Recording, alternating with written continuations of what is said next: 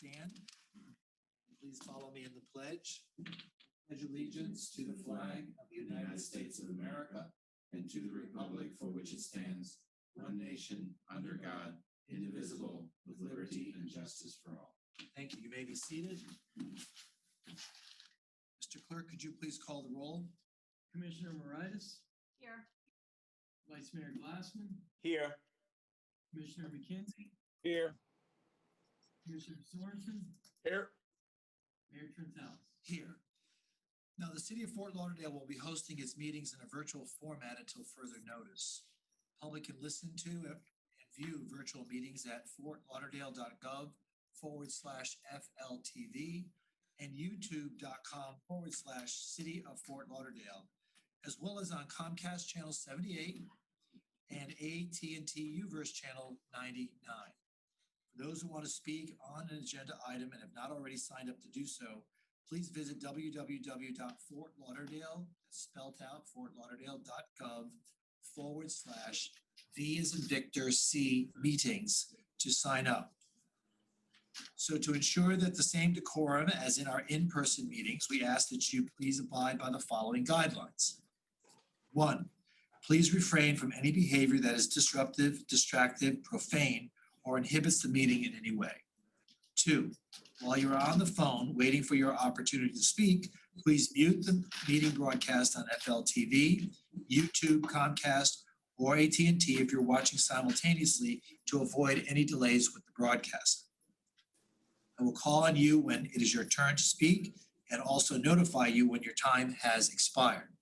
City staff has automatically added speakers in the listen-only mode, and you will be unmuted to speak when recognized. Once you have completed speaking, you will be muted and may either hang up to exit the meeting or enjoy the evening and stay connected to listen to the remainder of the meeting. Okay, so tonight is strictly a budget meeting, and there'll be certain things that I'll be reading for the community to hear and for the commission to recognize. We start out with Budget 1. This is regarding the Sunrise Key Neighborhood Improvement District. This is the final millage and budget. This is the first of 2 public hearings as required by law on the Sunrise Key Neighborhood Improvement District budget and millage for fiscal year 2021. The purpose of the hearing is to receive requests and comments regarding the Sunrise Key Neighborhood Improvement District's budget and to explain the budget and any amendments thereto. The public hearing is now open. The city manager will now present the proposed millage rate and the tentative budget. Mr. City Manager. Mr. Mayor, the Sunrise Key Neighborhood Improvement District taxes the residents of this special district to provide security to their neighborhood. Their June 17, 2020 meeting, the district voted their millage at 1.0000 mils to generate a tax collection of $136,652 to support an operating budget of $110,000. This millage rate is 5.05% more than the rollback of 0.9519 mils and is necessary to maintain services for the Sunrise Key Neighborhood District. This concludes my report on Sunrise Key. Okay, so this is the time for anyone in the public to speak or ask any questions about the budget. I see no one has signed up to speak on this. So do I hear a motion to close public hearing? Moved. Do I hear a second? Second. It's been moved and seconded. Will the clerk please call the roll? Vice Mayor Glassman? Yes. Commissioner McKenzie? Yes. Commissioner Sorensen? Yes. Commissioner Moritas? Yes. Mayor Trentalis? Yes.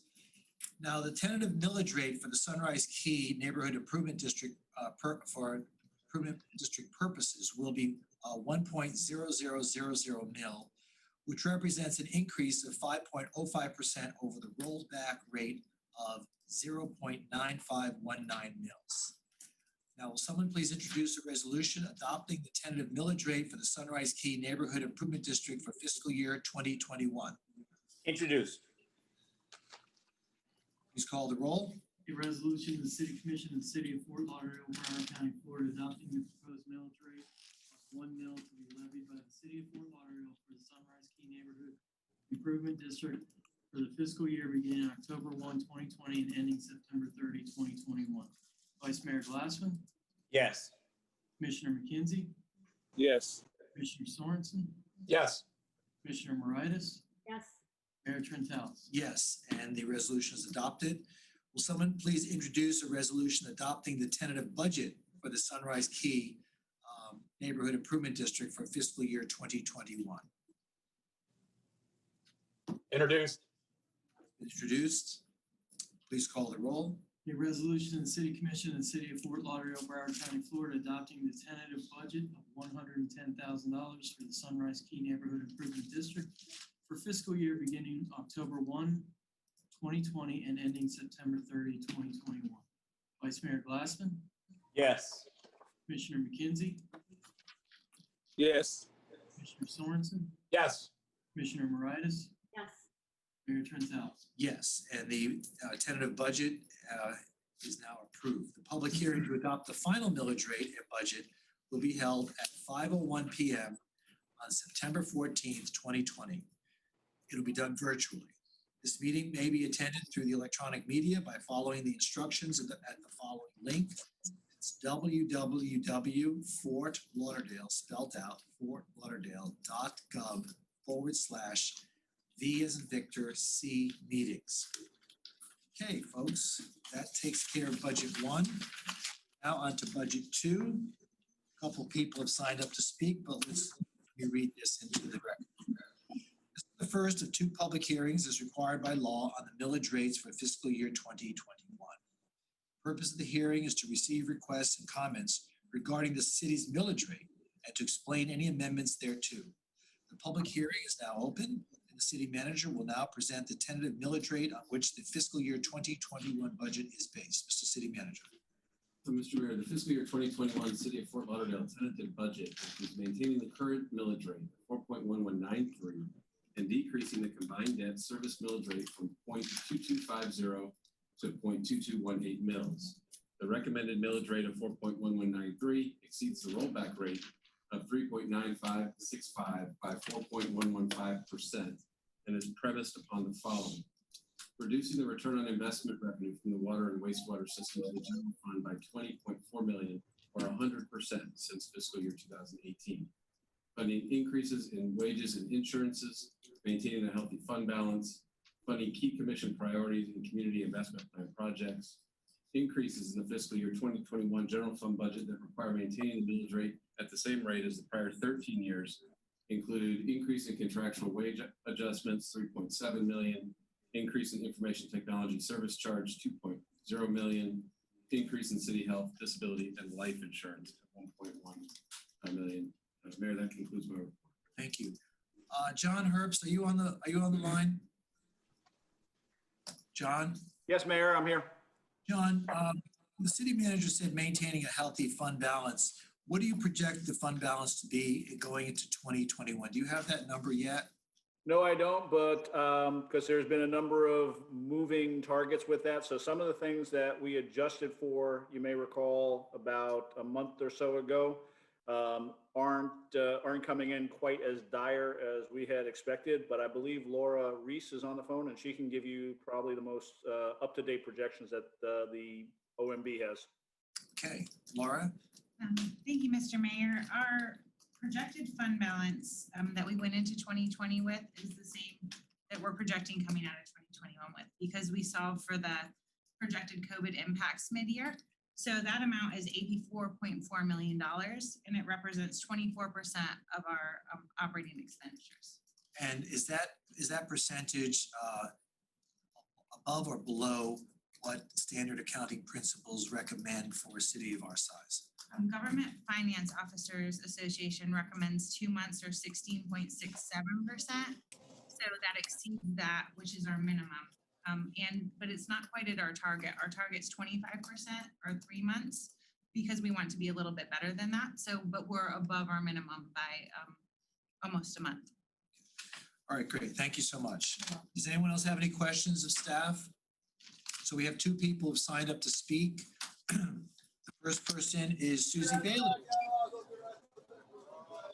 Susie, are you there? I think Linda Short is not on mute, so let's go ahead and cure that. Thank you.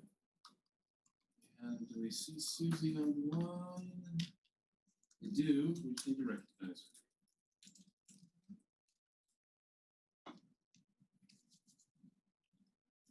Susie, are you there? She's recognized, we just need her to unmute. Can you unmute yourself? Keep on trying. I'm trying. Okay, we hear you. We hear you. Okay, Third time. right. So we got 3 minutes. You got 3 whole minutes. All right. Thanks, guys. I appreciate it. I just need to ask about the weekly testing of our waterways proposal.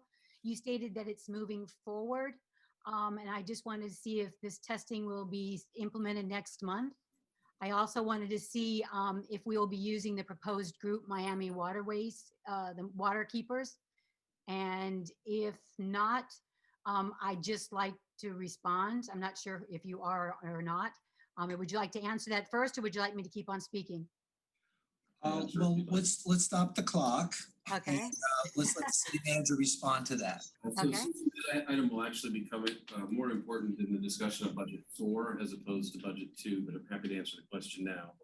I anticipate that the commission will. Chris, excuse me, but I'm just I'm just a resident. I don't understand that all the time. I try to look at all the information of where I'm supposed to speak. Doing a great But I'm just a concerned resident, so I apologize if I'm speaking in the No wrong. problem. Doesn't matter. Nope. Doesn't matter. Nope. We're good. Yep, we're fine. So I just bring that up because we should bring it up now, but we probably should bring it up again later when we talk about budget 4. I anticipate that the commission will continue to direct to be added into the budget, and in that case, it will be. We do have that proposal. The proposal price exceeds the threshold in our procurement code that allows me just to award it, which means we will have to write a scope of work and go through some version of competitive solicitation. And we will do that as quickly as we can after the beginning of the next fiscal year. Yeah, I'd heard one time, Chris, on one of the emails, I had heard that we may not have to do that because it's only 100,000, and we could even, instead of doing 10 sites, we could do 9 sites and bring it down to 90. So that was one question, because I was just like, why couldn't we? Sure. I just wonder why our city wouldn't want to work with a team of water specialists. They were able to provide the city of Miami a plan of action for addressing their recent drastic fish kill in 16 days. So if you look at the details, I have some pictures, and you can see on there all the details of their plan of action. And again, they did this in 16 days. It's almost been 10 months, and I just wonder where our plan of action is for our waterway restoration. Vice Mayor Steve, you and Brian asked me to bring you this information. So I researched it all out. I found there are water keeper programs established all throughout our state. So you can see on the slides, you'll see all the places that they are, all the major municipalities. But so I asked the Miami branch, since they're closest, if they could send your proposal. Again, it was $100,000. I can't see why we can't move forward immediately with their proposal of weekly testing and monitoring. Plus, their results are easy to use, easy to find, and easy to understand. You guys, these waterways are priceless, and they were contaminated with over 220 million gallons of toxic waste. Some recent tests are showing continual high numbers of coliforms. So for the safety and welfare of all of us who enjoy these priceless waterways, wouldn't you consider this an emergency? And if not, why not? Okay. So Susie, I think your point is well taken. Just as a point of information, the city manager has buying authority up to 50,000. So even at 90,000, he would have to come back to the commission for approval. It isn't in this year's budget right now. We're doing our best to move forward. The COVID-19 crisis has diminished our resources by almost $20 million. It is an emergency. There's no doubt about that. This emergency, you and I both know, as we discussed this emergency started years ago. It wasn't just now with the sewage breakage, but nonetheless, this commission is committed to cleaning up the waterways, and waterways can't be cleaned in 19 days. I mean, we have a systemic problem in our community. It's going to take a lot longer than that. And it's not just about cleaning waterways, it's about sustainability, about engaging in a program to encourage people to plant sea grape trees along their docks and their seawalls. I agree with you. trying to encourage oyster growth, trying to, there's all kinds of stuff, skimming. There's all kinds of approaches that need to take place simultaneously. So Mayor, I agree with you, and that's why this group is great, because they offer all this and more. And I just know you care, and I just was saying, why can't we start now? I mean, why because, can't we? Susie, unfortunately, we cannot work like the private sector. We can't just call somebody up, get a proposal and write a check or put it on our credit card. We are bound by procedures that require us to go out for competitive bidding. They may ultimately be the right choice. Even if it's a state of emergency? It's not deemed an emergency. That's, I guess. So I guess that's the problem, is some of us think it's emergency and some don't. So, but I do appreciate that you're concerned. And I hope that, you guys will not push this can down the road, because this really needs to be implemented now. And we really need to get a group we trust that can offer us advice. 16 days, guys, they offered a game plan. Like you were just talking, Dean, about all the different things you can do. So I appreciate your time and effort. Thanks, guys. Thank you. Paul Chettle, are you on the line?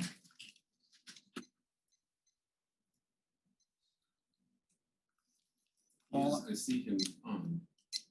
Yes, sir, I am. Great, excellent. Okay, have- Mayor. You have So, three. good evening. You have 3 whole Wonderful. minutes. Good evening. Thank you. So starting off with something very simple, which is important. In the whole city of 186,000 people, there's 2 people from the public, which is kind of alarming. But something that's important, and I believe it's covered under Resolution 1449, but you can, of course, correct me. The public is allowed to speak. And as long as you obey the rules of decorum, it doesn't say anywhere in here that you have to agree with the mayor, or you're not allowed to challenge, or you're not allowed to have a difference of opinion. And what is shocking to me is I watched a couple of people speak a few weeks ago, and some of them were speaking about budget items specifically. And they were publicly embarrassed and humiliated, and I don't understand why.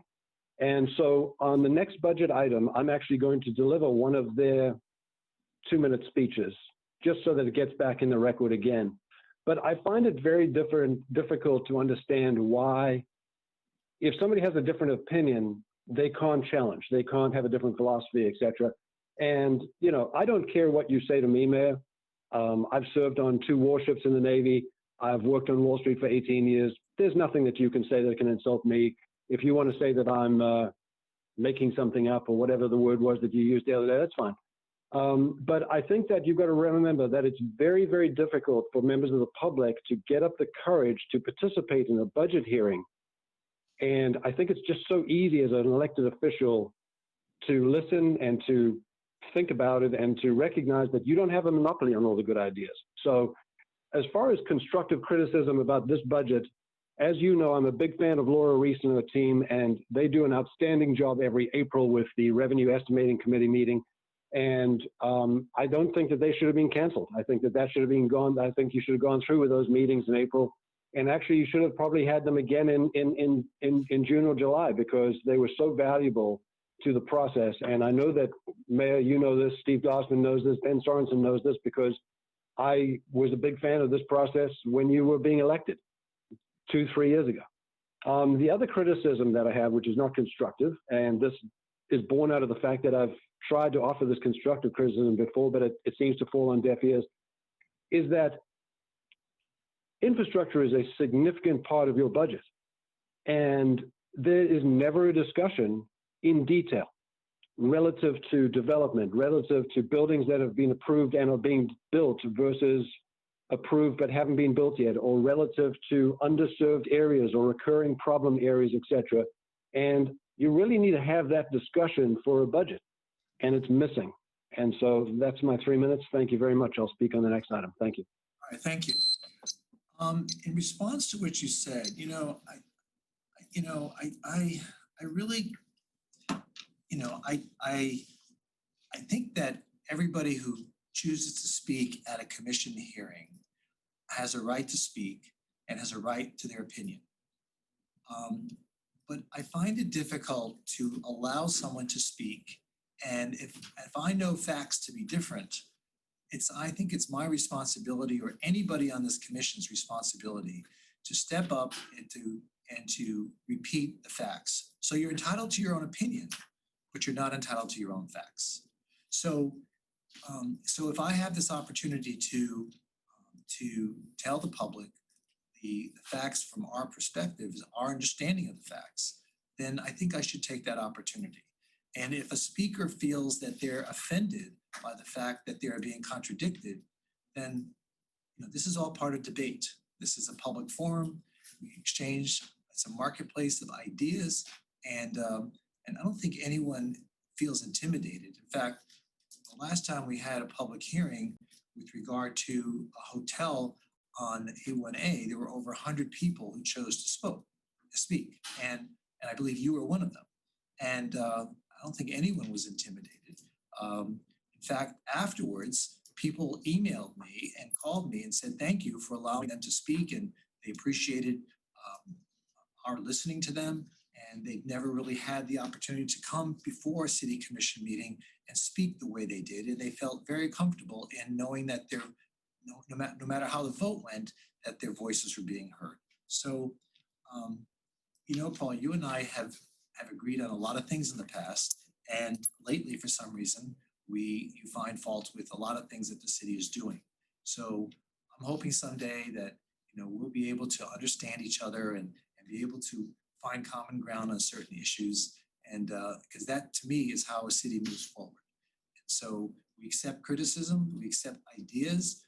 Susie Bailey, has come before this commission multiple times and has made recommendations, and in fact, as a result of her comments, it has moved items much more quickly forward than I think they would have been in the past. So I thank her, I thank you, and I thank anybody else who chooses to speak, that you truly help move democracy forward, and we look forward to the next time you speak, which I guess is going to be coming up soon. So anyway, anyone else wish to speak on budget 2? I have a question. It's not so much about budget 2 as it is about the budget itself. Yes, sir.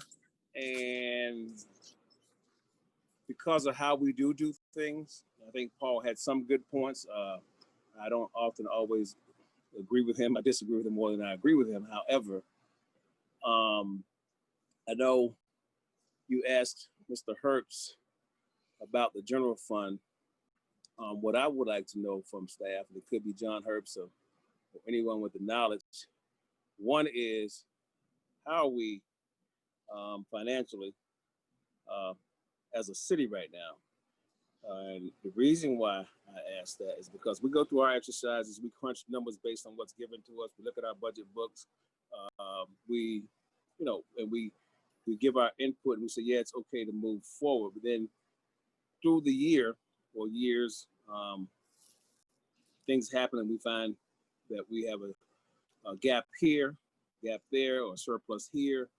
And you alluded to something prior to when you were answering Susie's question or Paul's, and you said that the reason why we couldn't do something is because we're $20 million, I'm not gonna say in the hole, but we spent $20 million in COVID, so that put a hole, so to speak, in our budget. And my question would be, have we spent $20 million on COVID? Were they reimbursable funds? I didn't know that to be fact, and you might have something I don't have because we don't always get what you get. But if we got $20 million that we expended on COVID-19, I thought everything that we were doing related to COVID was reimbursed by the federal government, state government, and things of that nature. So I would hate to have that answer given, and me, not you, me not understand where you got it from, and not having my own opportunity to, to wrap my arms and head around it, to understand that we spent $20 million out of our general fund to deal with COVID. That's how it came across to me. So I'm not comfortable with the budget. Commissioner, I don't want that impression to be made today. The information that I have is information that I got by attending these meetings. The city manager in the past has indicated to us a hole in the budget. And it wasn't so much just because of expenditures for COVID, but it was income that we anticipated getting and we did not receive. So it's not just expenditures. And the city manager has just handed to The me. loss of revenues that we reported back in. Okay, so May 8th, 2020, this is a memorandum he sent to all of us indicating the loss of revenues that we were going to sustain, which is a total of $34 million.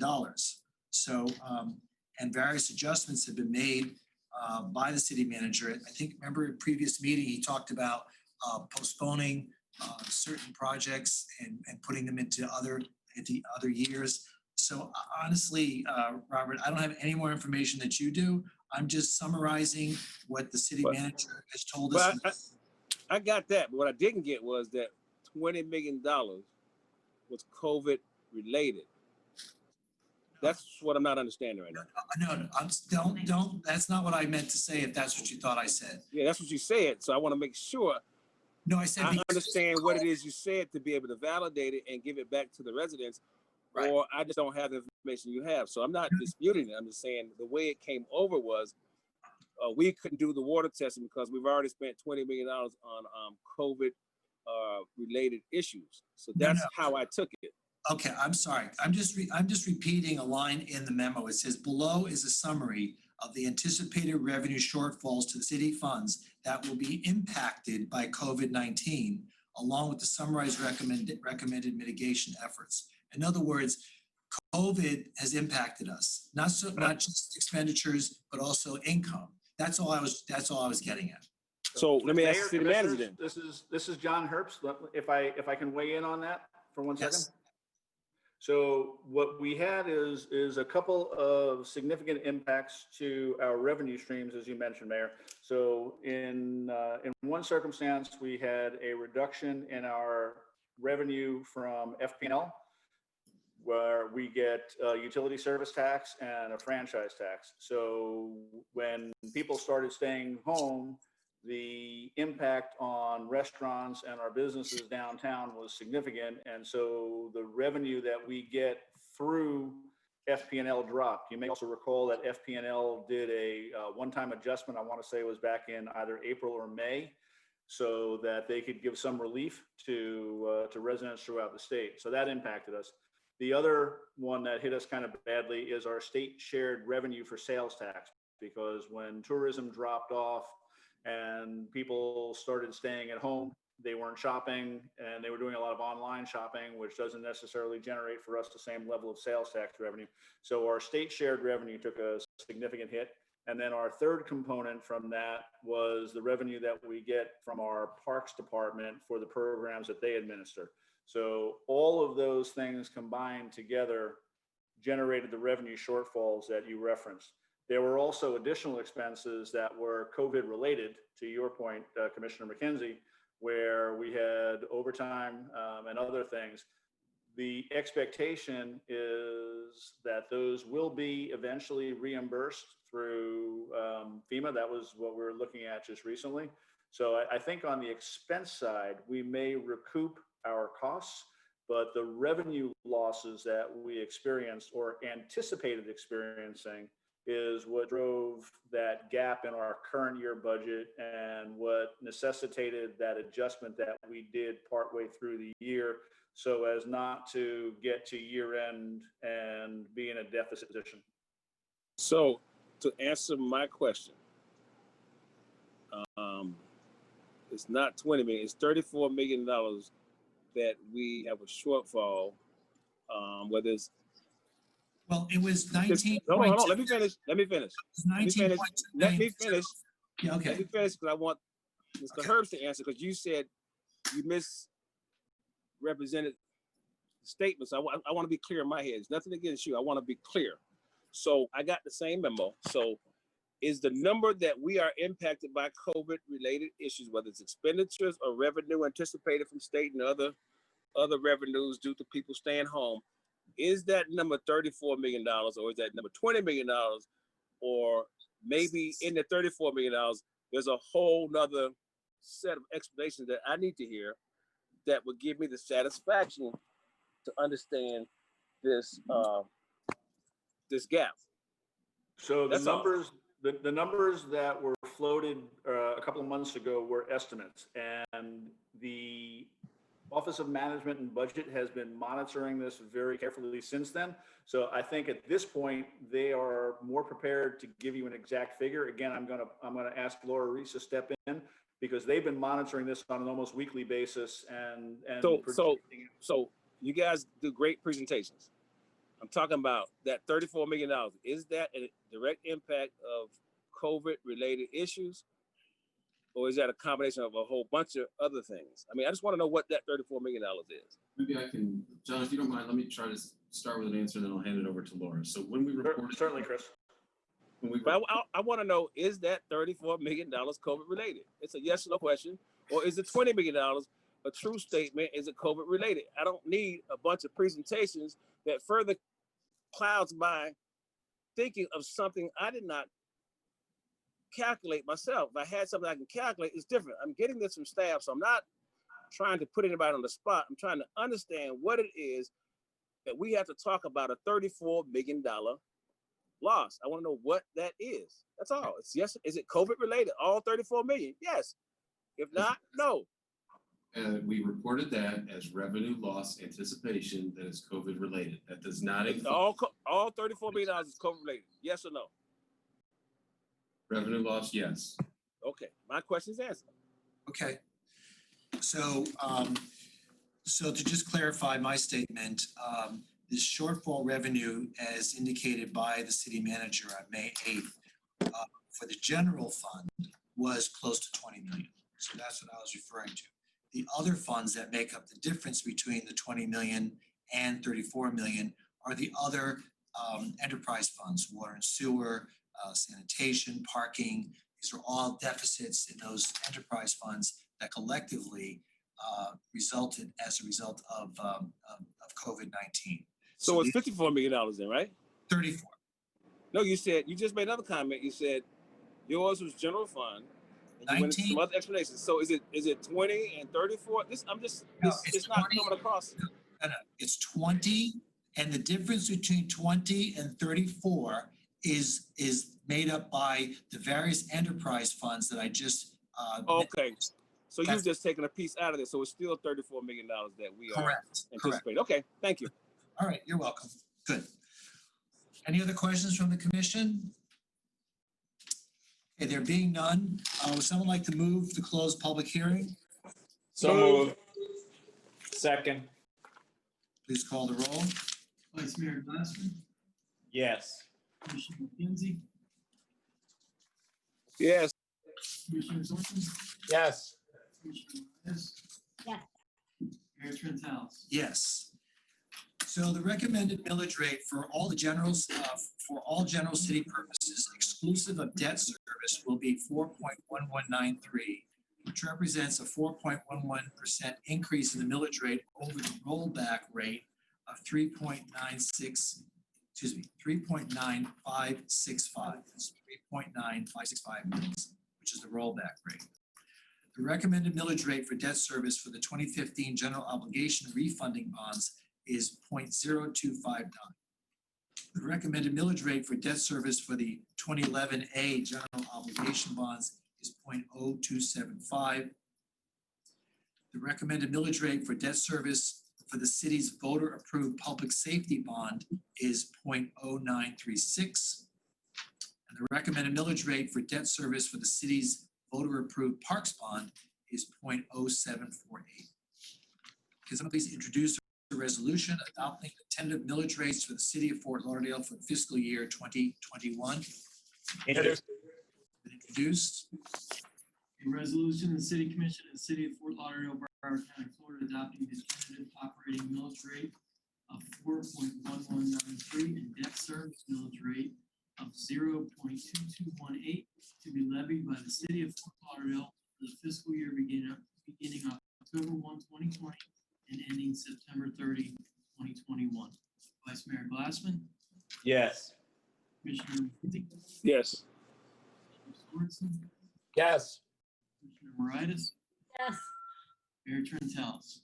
Yes, and the tentative rate is now been approved.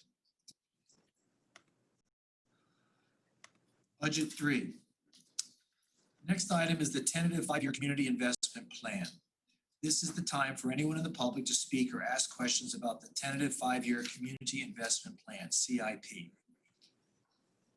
We have 3 people who've signed up to speak. 1, 2, 3. And start out with Sean Arbeiter. Is Sean there? Yes, this is Sean Arbeiter. Can you hear me? Arbeiter. Yes, we can. Thank you. Welcome tonight. Thank you. Thank you, commissioners. This is important to us because this involves severe flooding on Argyle Drive. One of the stormwater plans to correct the flooding on our street is within this budget, which we've reached out to Commissioner Glassman to advocate for this. Basically, after even a small rain, there's significant flooding on Argyle Drive. There's really no drainage whatsoever. And there's a park right across the street from our houses, which we pay $13,000 in taxes for, at least, my homeowners, my neighbors on our street. So it's significant, but we have no drainage. So in order to leave the house after a rain is something that we get concerned about, or have visitors we get concerned about when there's such a rain. So, I want to be heard just to let you guys know how important this is for us. It's been on the plan. I think it's a 2017 project. So it's been kicked down the road for some time. And so we just, me and my neighbors want to be heard to make sure that, one, I know that the budget has been hurt because of the pandemic, but, this has been some time that it's been on the agenda. So we're hoping that this time it doesn't get passed over, because there's an engineering process, and then there's, of course, a process to actually do the work. So our garbage cans don't float down the street anymore. We hope you guys will pass the resolution that includes fixing Argyle Drive and the drainage there. So thank you, guys. Thank you. Mayor? I was going to have staff respond to that. Yes, perfect. I wanted the same exact thing, because it's my understanding that this is a project that is going to move forward. So I just want that for the record. So if Raj is here, that'd be great. I can actually answer the question, Vice Mayor. This is Chris. It is in the fiscal 21-year budget, listed as 1544 Argyle Drive stormwater improvements, funded in fiscal year 21 at $225,424. Chris, you're fading out. I couldn't hear the end of your sentence. I'm sorry. Funded in 2021 at $225,424. Funded, proposed to be funded in fiscal year 22 at $255,969 for a total project cost of $481,393. Thank you. Sean, did you hear that? I think Sean can hear us, but we can't hear him. I did hear that. Yes, thank you. Okay, so you're on track. I know Argyle has been a problem area for a very, very long time. When I used to visit friends there, it always seems to be flooded. So good news tonight. It's on track for next 2 fiscal years. So thank you for being part of the meeting tonight. Thank you, guys. Really appreciate that.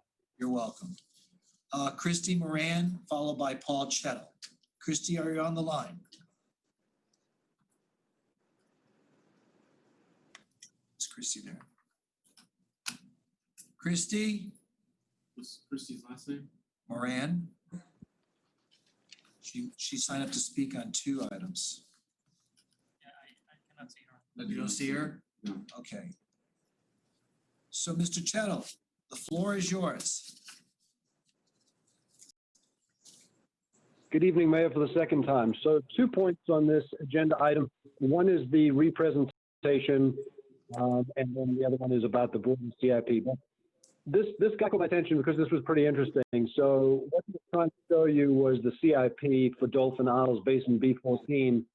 And he actually went through the CIP, and here was this project that was funded for $2 million back in 2015, and then it was reduced. The funding was reduced by $1 million, so now there's just $1 million, and it was pushed out to 2020. Then it was unfunded completely in 2017. Then it was funded again for $2 million, and then it was funded again for $2 million. And now your first year, you guys funded it for $4 million, but you pushed it out beyond 2024. And then we get to this year, and now it's obviously not on the CIP anymore. So it was just very interesting. Again, you don't have to know everything about B14, but it was very interesting because it pertained to the agenda item, and it was right there for you. If we could just look at Paul, what has happened to B14. Paul, I have to interrupt you. Your voice is warbling. Your sound system is. Oh, I'm sorry. All good. Okay, well, I finished that point, so let me move to my second point, which is more important. Okay. When you guys were campaigning, obviously with Steve, and he knows this, and Mayor, you know this, and Ben, I believe I had the first meeting with you in the tent to discuss this. I don't particularly care about the size of the projects that you're putting out there in the public. And Mayor, yes, I do disagree with you with your My Promise plan, but I felt confident in disagreeing with you because your own budget director asked you the question. But it's not about how much money you're allocating to projects. It's about how much money, how many projects and the worth of those projects can you actually physically do in a year. And what I presented to you before in 2018, when you were on the dais for the first budget, I'm re-present to you in a shorter period of time. So the carry forward balance of all the infrastructure in your CIP in 2015 was $40 million. By 2017, when you're campaigning, the carry forward was $109 million, okay? Showing you that you haven't been able to keep up with actually doing the work. And the balance is the project is undone and is carrying forward. The carry forward now is 150 million. It's not about how many projects you can put on a list. It's about how many projects you can physically do. And that's always been the challenge. Back to Mrs. Page and David Olszewski and Bob Olkey at Budget Advisory. It's always been about how can we get the expertise to get the physical projects done. And again, this comes back to my constructive criticism, which is we need to have that conversation at the commission level because the projects keep piling up and the dollar value keeps piling up, but the work doesn't get done because you don't have the ability to get all the projects done at one time. So that was my second point regarding the CIP. Thank you. Okay, so I'm going to let the city manager respond, but I just want to say one thing. As you know, yes, 2018, we had a different city management. And we 100%. made every effort to try to encourage our city manager, our then city manager, to accelerate infrastructure projects. This was the budget he presented to us, and he was unwavering in his willingness to accelerate any projects. He said we were on track. And in fact, when we had the discussion about trying to eliminate the ROI, and I believe you were at that meeting, 100%. He specifically said, I wouldn't know where to spend the money.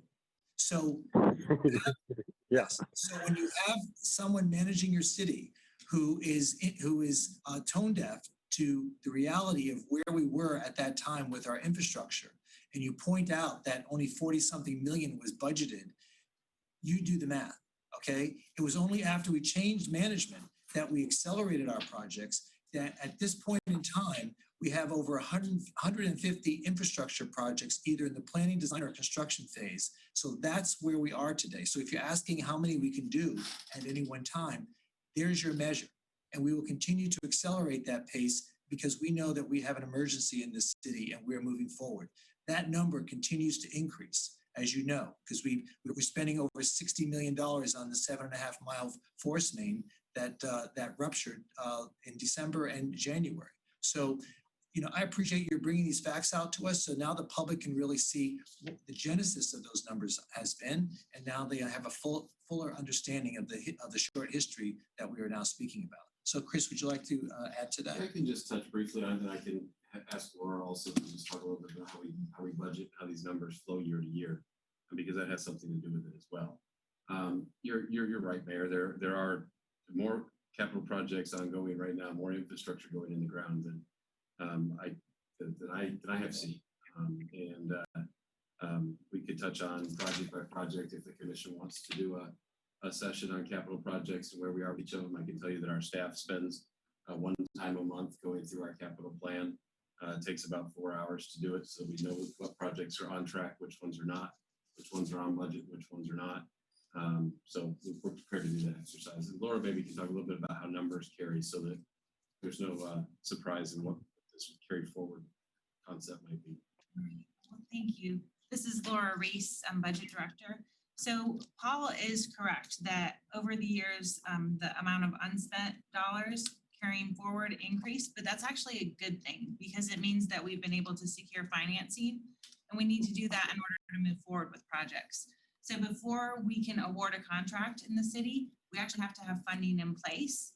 And because of that, we have a larger balance. So right now, we're bringing from fiscal year 2021 into, or 2020 into 2021, an unspent balance of $645 million.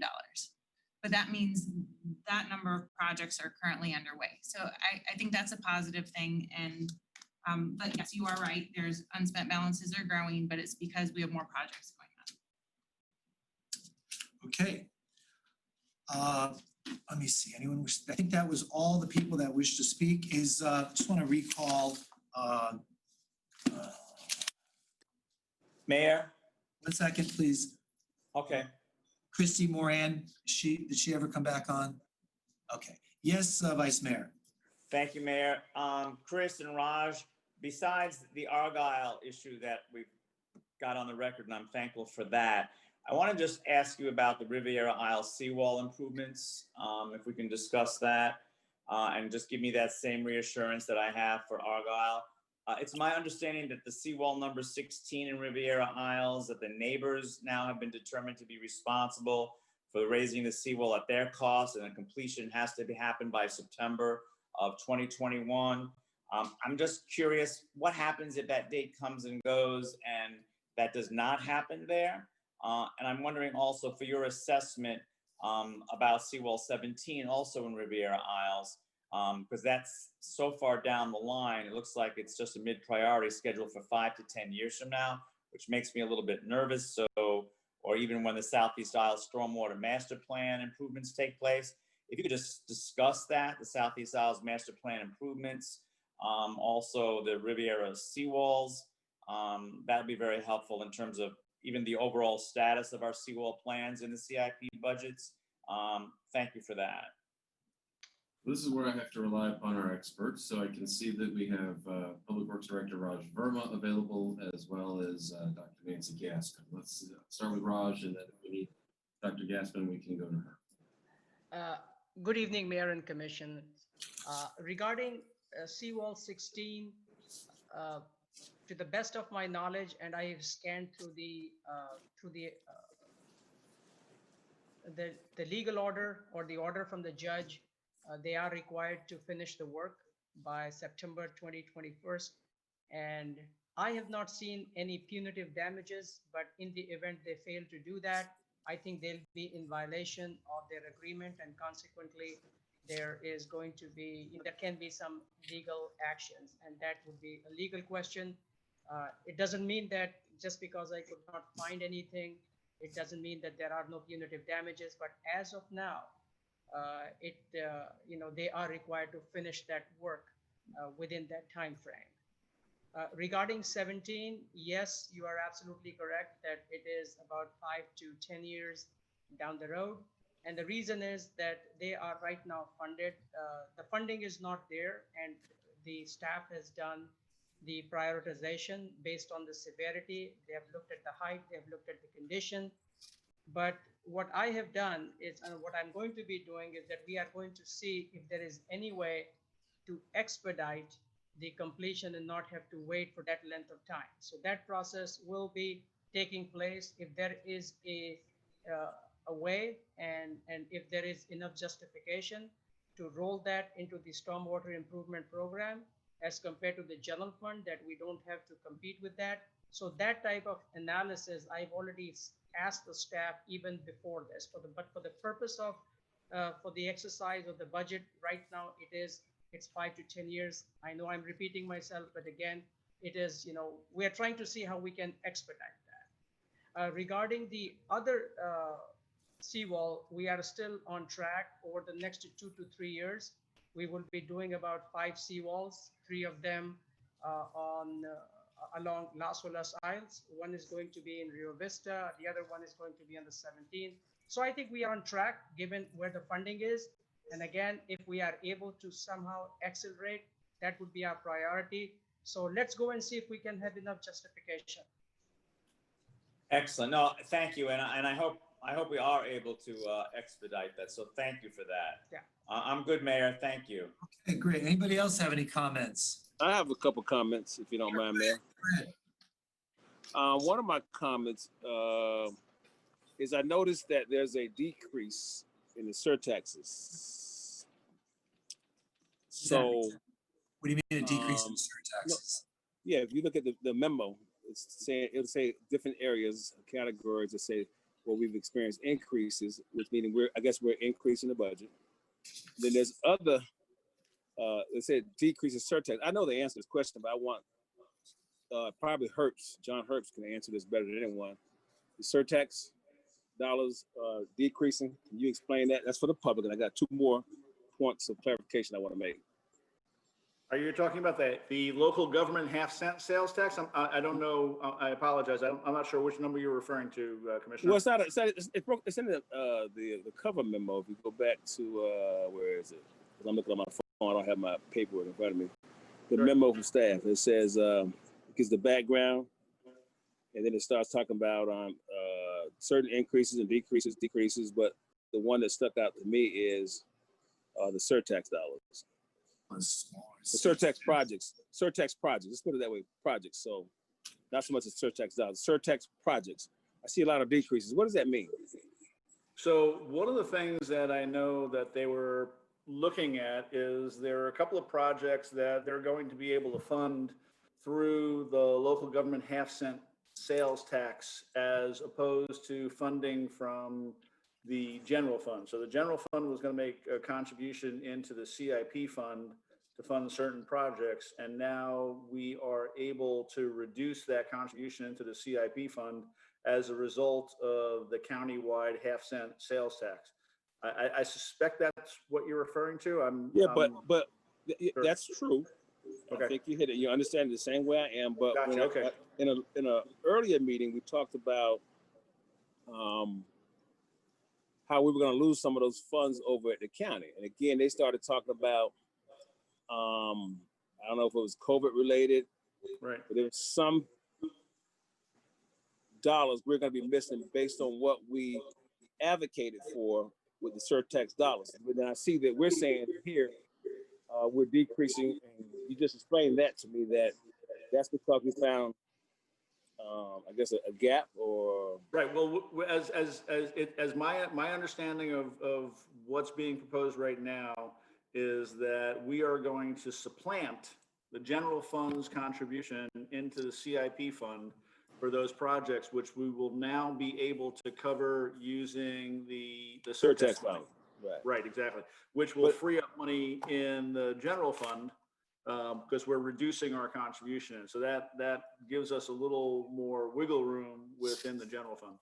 So, but are we losing surtax dollars? That's what I hear across the board. And I think someone validated. I haven't heard that, Commissioner. If that's the case, that's new to me. Again, I'll defer to Laura because I know she gets updates on this on a regular basis. So I haven't heard about any reduction in the surtax dollars. That's again, like I said, that would be new to me. Is Laura going to speak, or I can. does anybody know? I think. You want to start? Laura, you want to speak? So, Laura Reese, Budget Director. So John's right that in the budget changes, we received notification that we were getting funding for 3 projects: bridge replacement at South Ocean Drive, in the amount of $2.5 million. Westlake Drive, $1.6 million, and sidewalk and paver replacement, $1.2 million. And since those will be funded through surtax, we no longer have to fund them from the general fund. So those So are the changes you would have seen. So if that's the case, right, it's a great example. Mhm. Prior to the surtax dollars, we had our own number there to do those projects, right? Yes. They were programmed. Yes. So where does that money go? This is where I'm trying to get. Where does that money go once we found a gap or a supplement through surtax dollars? So that money that was already allocated in the CIP program prior to surtax dollars, where does that money go? So it's a good question. On the change list in the general fund, you'll see how it rebalances. We've had other revenue estimates that have come in lower, such as the gas tax and other state revenue estimates. Mm-hmm. So we basically put it back in to shore up. Yeah, so gas So estimates. to me, if I got a subsidy, right? Mhm. I would think we take that money, and not just use it to balance the budget. It would be like a savings. You understand what I'm trying to say, Mayor? Here, if we're Trying to say. but because when they present it to us, we're saying the project is good, and so we're happy as a commission.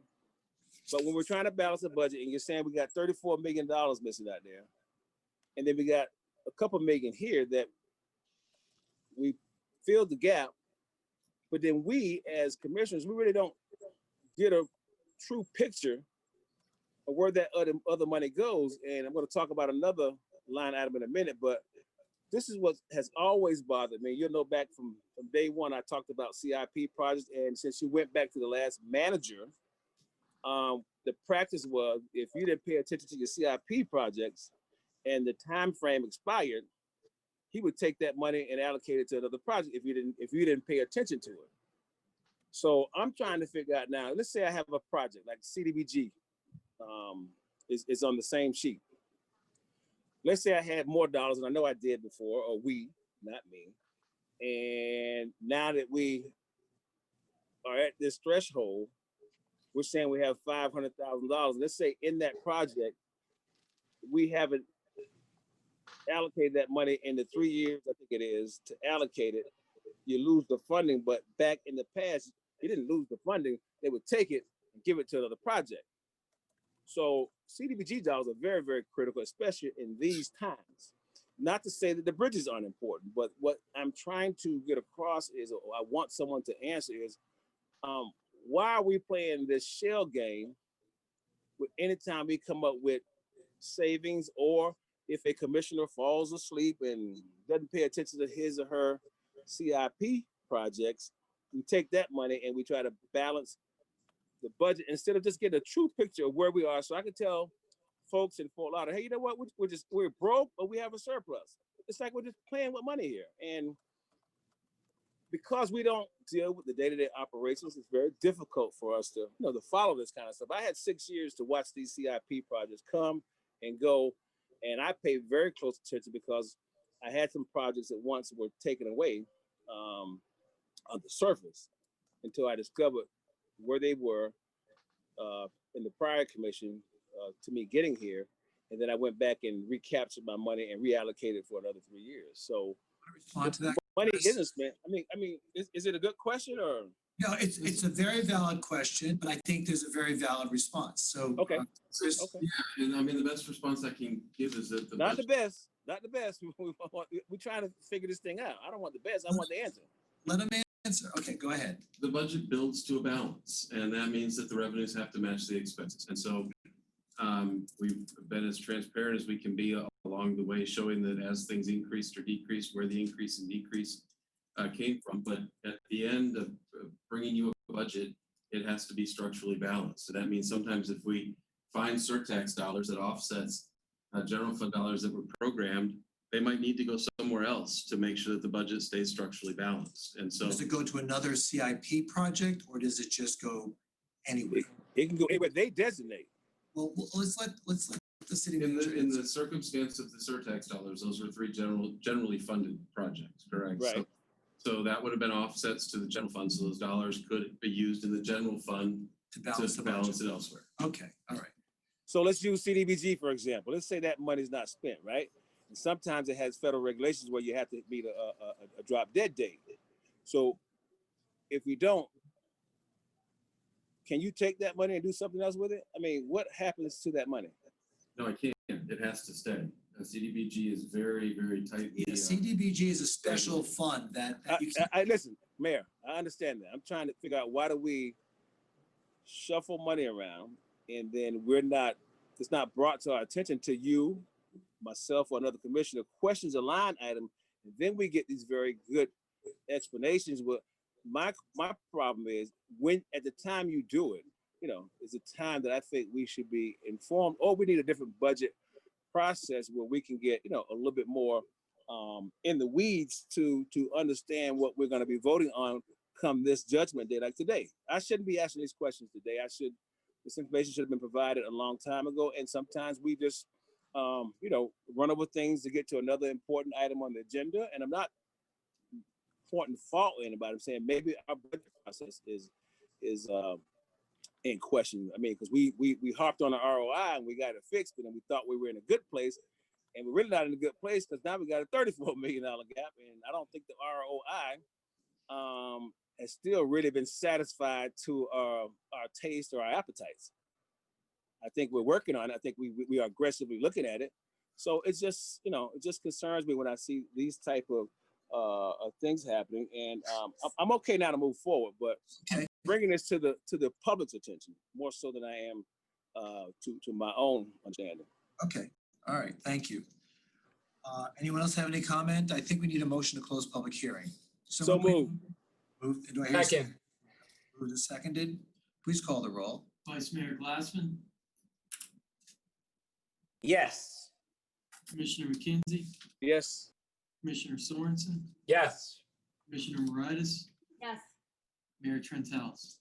Yes, and public hearing is now closed. Someone please introduce a resolution adopting the tentative 5-year community investment plan for the period beginning October 1st, 2020 and ending September 30th, 2021 for fiscal year 2021.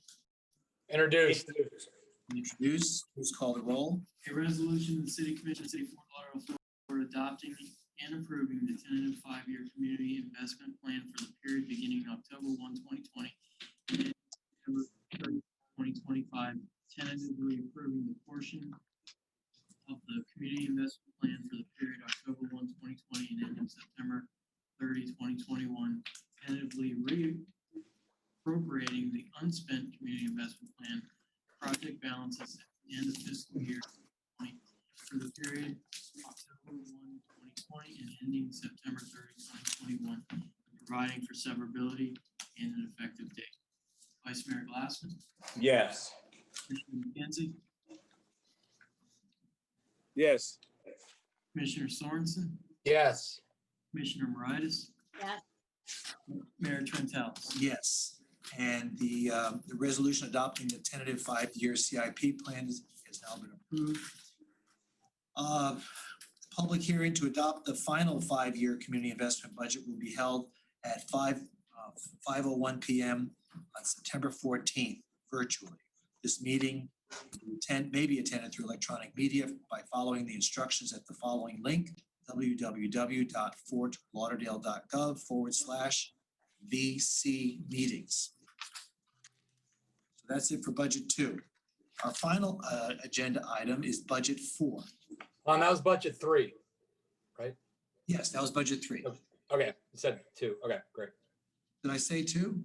Oh, thank Thank you. I just want to make sure I'm tracking. Yep, thanks. Thank you, I'm sorry.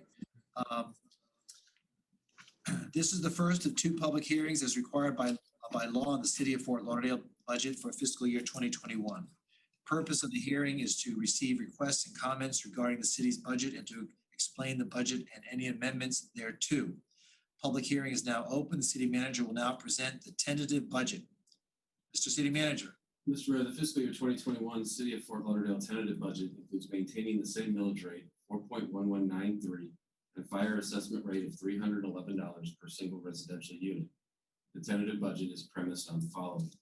reducing the return on investment revenue from the water, sewer, and wastewater utilities to the general fund by $20.4 million or 100% since fiscal year 2018. Funding increased contractual wage and insurance adjustments, maintaining a healthy fund balance, and funding key commission priorities and community investment plan projects. I would now like to present to you the adjustments to the fiscal year 2021 budget that have been made since the submission of the July 7th, 2020 proposed budget. The following adjustments have been made to the general fund revenues. Decrease in revenues totaling $4,242,485 to account for updated state revenue estimates, a revenue volatility adjustment, and other revenue adjustments outlined in Exhibit 2 of CAM 20-0553. Adjustments have been made to the general fund expenditures, including a decrease in the city's transfer to the pension obligation bond due to refinancing and related savings, the amount of $3,406,043. Increase in funding to move forward with the Florida Retirement System implementation in fiscal year 2021, $700,000. Decrease in transfer to general capital projects due to surtax funding, $5,422,817, offset by an increase for the aquatics complex renovation project due to a projected project shortfall of $1,500,000, public safety capital enhancements, $2 million.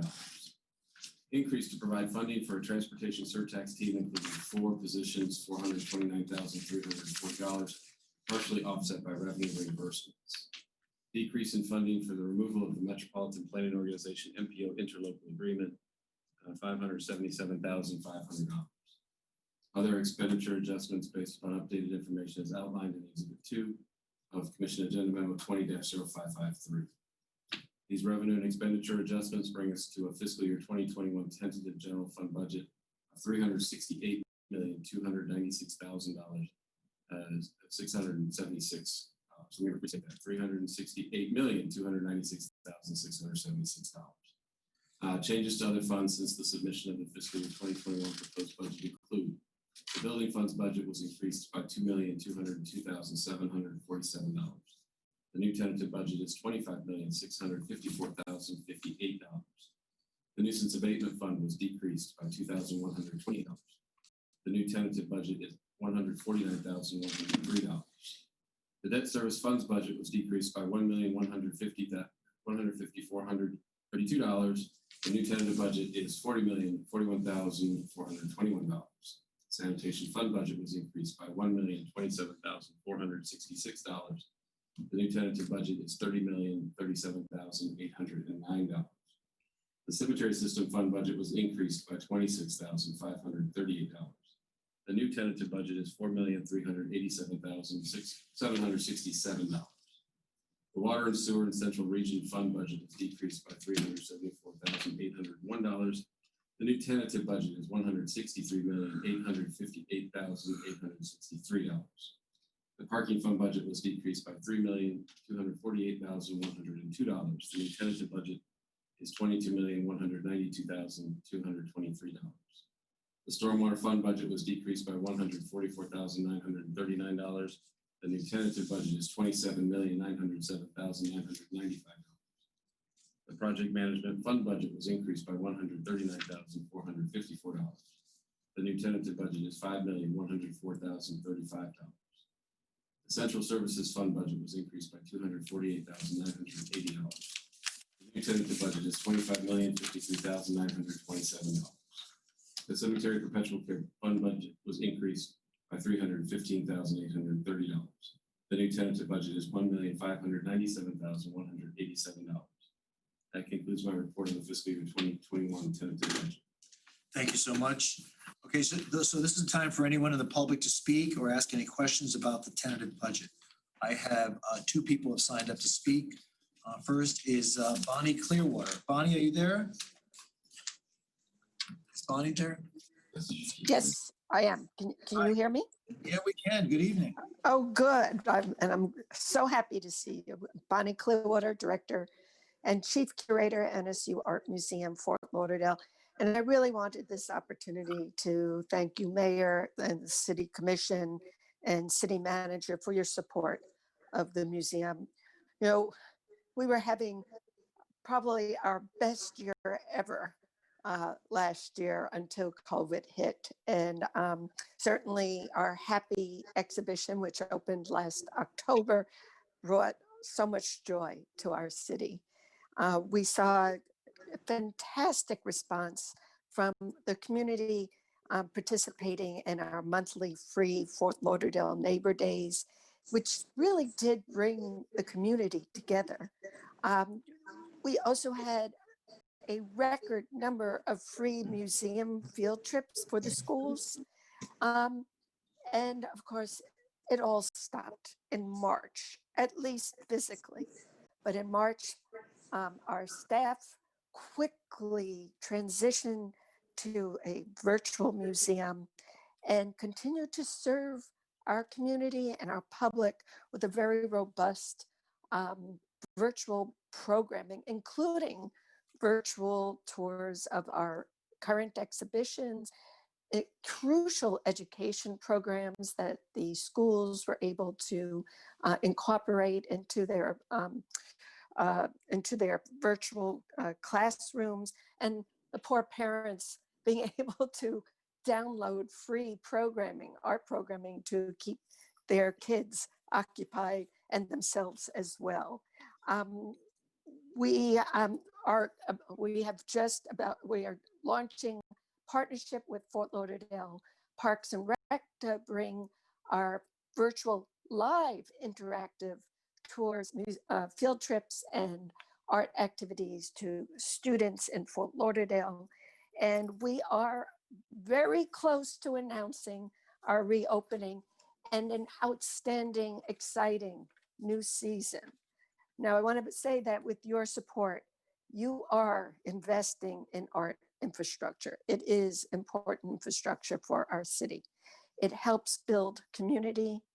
It helps develop tourism and economics, and it is a crucial way to preserve jobs at this time. So I thank you, and I thank you all for your personal participation in the museum. And I have to say, some of our audience has been so engaged that it hasn't even occurred to them, but the physical museum hasn't been open, and they can't wait to come back, which will happen really soon. So thank you. Great. Thank you so much. And thank you for all the good work you do for the museum and for our community. You've definitely improved the quality of life here in the city of Fort Lauderdale with the wonderful exhibitions that you've been able to bring to our city. So we can't thank you enough. Okay, thank you, Mayor. You're welcome. Paul Chettle, are you there? Paul? Yes, sir, I am. I yield my time. Okay. I know, shocking, right? Are you okay? Yeah. I yield my time. It's a personal favor to you. Have a good day. Thank you.